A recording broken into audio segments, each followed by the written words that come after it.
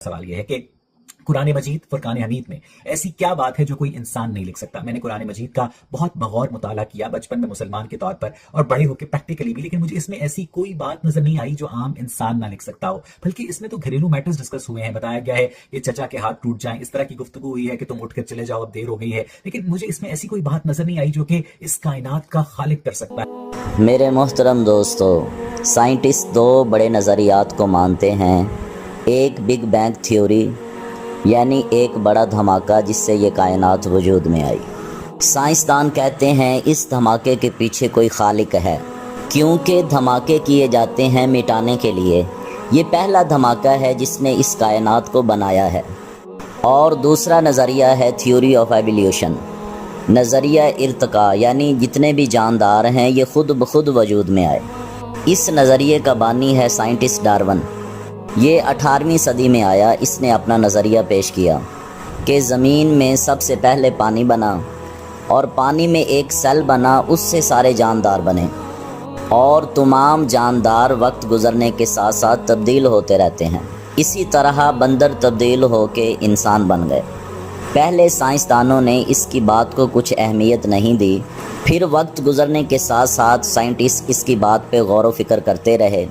अब इस सदी में नज़रिया इर्तिका को मानने वाले बहुत सारे लोग हमारे सामने आ चुके हैं। और अगली बात आप जानते हैं कि जब कोई इंसान नज़रिया इर्तिका को मान लेगा तो वो किसी खालिक को नहीं मानेगा, यानी दहरिया मुल्हिद जो किसी मज़हब को नहीं मानते, ना खुदा की ज़ात को मानते हैं। उनकी नज़र में कोई क्रिएटर नहीं है, ये कायनात खुद बखुद बनी है। और उसी ही नज़रिए का ये आदमी है, इसका नाम उवैस इकबाल है। और ये कहता है कुरान का मैंने बहुत मुतालिया किया है, मुझे इसमें कोई ऐसी बात नज़र नहीं आई कि कोई आम इंसान इसको ना लिख सकता हो, माअज़ल्लाह। फिर कहता है कुरान में तो घरेलू बातें की गई हैं, चचा के हाथ टूट जाएं। वो कहता है मुझे इसमें कोई ऐसी बात नज़र नहीं आई जो इस कायनात का खालिक कर सकता है। मैं आपको सारे जवाब दूंगा, पहले आपके आखिरी सवाल का जवाब, फिर आपके दूसरे सवाल का जवाब और फिर आपके पहले सवाल का जवाब। आपका आखिरी सवाल कि मुझे इसमें कोई ऐसी बात नज़र नहीं आई जो कायनात का खालिक कर सकता है। अल्लाह ताला कुरान पाक में इरशाद फरमाता है इस किताब में निशानियां हैं अक्ल वालों के लिए। अब समझ जाएं कि ये किताब जो किताबुल्लाह है तुम जैसे साइको लोगों के लिए नहीं है, अहले अक्ल वालों के लिए है। आपका दूसरा सवाल कि इसमें घरेलू बातें की गई हैं कि चचा के हाथ टूट जाएं।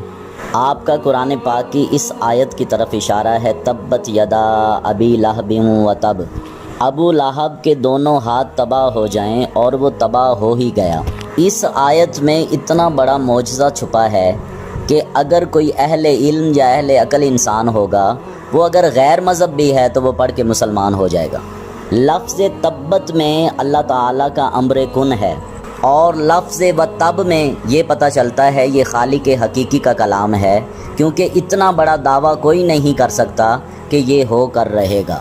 और फिर लोगों ने देखा कि अबू लहब को एक ऐसी बीमारी लगी, उसके पूरे जिस्म पे काले दाने निकले, जो उसके हाथों पे ज़्यादा निकले, उसके हाथ काम करना छोड़ गए और आहिस्ता आहिस्ता वो बीमारी बढ़ती रही, यहाँ तक कि अबू लहब के दोनों हाथ फट गए, हाथों का गोश्त उसकी हड्डियों से जुदा हो गया। वो बीमारी इतनी ख़तरनाक थी कि उसके लग जाने के ख़तरे से कि किसी और पे ना आ जाए, उसकी सगी औलाद ने उसे छोड़ दिया। यहाँ तक कि उसके मर जाने के बाद 3 दिन तक उसकी लाश पड़ी रही। लोग उसके करीब नहीं जाते थे कि कहीं ये मर्ज़ हमें न लग जाए। फिर अबू लहब की औलाद ने चंद हबशी ग़ुलामों को पैसे दिए कि इसको दफन करो। उन्होंने हाथ नहीं लगाया, लकड़ियों से लाश को धकेलते हुए ले गए, एक गड्ढा खोदा और लकड़ियों से धकेल कर उस गड्ढे में उसे गिरा दिया और ऊपर बड़े बड़े पत्थर रख दिए। उस बीमारी की वजह से ना उसकी मैयत को गुस्ल दिया गया, ना कफन पहनाया गया। अहले कुफार जो भी अपनी मैयत के साथ रस्मात अदा करते थे, उनमें से कोई भी रस्म अबू लहब की मैयत के साथ अदा नहीं की गई। फिर दूसरी आयत, मा अगना अनहु मालुहु व मा कसब, इसका माल और इसकी कमाई इसके काम ना आई। कुरान की ये बात भी दिन के उजाले की तरह वाज़े और सच है। फिर तीसरी आयत, सयसला नारन ज़ाता लहब, और वो शोलों वाली आग में दाखिल हो गया। قرآن کی پیشن گوئی، قرآن کی حقیقت اور قرآن کا سچ دیکھیں۔ جب نبی پاک صلی اللہ تعالیٰ علیہ وسلم نے کوہ صفا پہ لوگوں سے کھڑے ہو کے خطاب فرمایا، اور جو خطاب میرے نبی نے ارشاد فرمایا وہ خطاب بھی غیر نبی نہیں کر سکتا، یعنی نبی کے علاوہ کوئی ایسا دعویٰ نہیں کر سکتا۔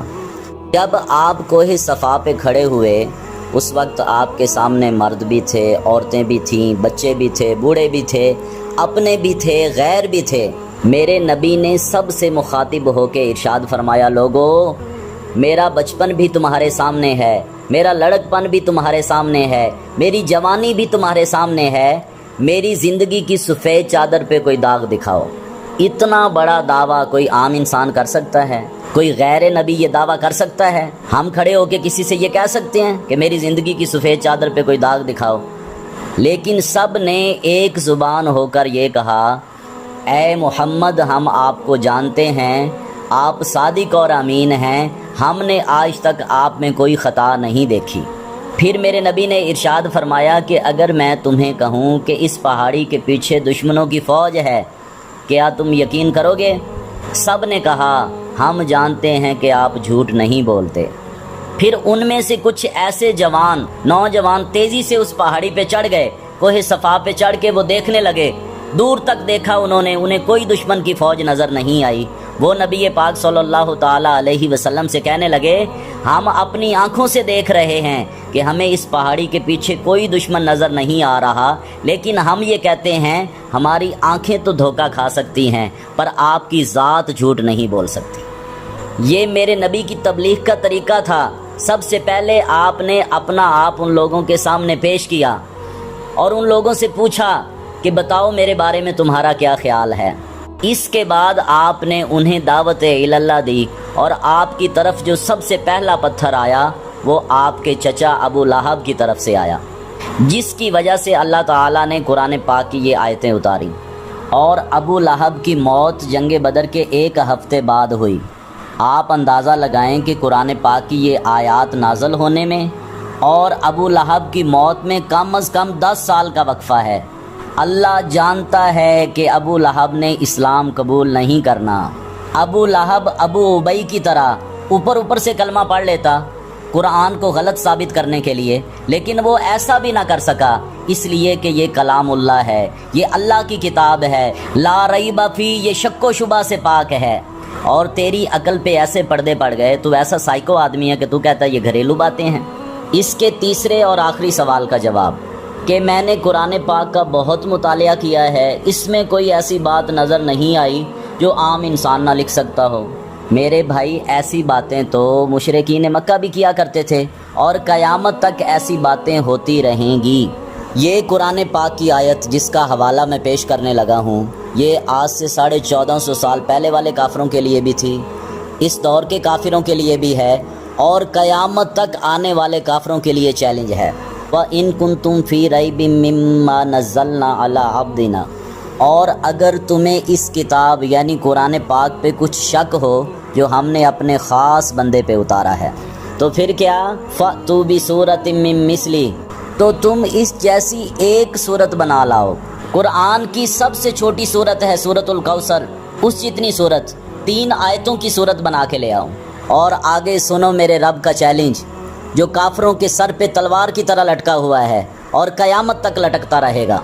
فَإِن لَّمْ تَفْعَلُوا، اور اگر تم یہ نہ کر سکو، وَلَن تَفْعَلُوا، اور ہرگز نہ کر سکو گے، ہرگز نہ کر سکو گے، ہرگز نہ کر سکو گے، قیامت کی صبح تک ٹائم ہے۔ یہ ہے قرآن کے سچے ہونے کی دلیل کہ یہ اللہ کا کلام ہے۔ اللہ تعالیٰ نے قیامت کی صبح تک کافروں کو چیلنج دے دیا ہے۔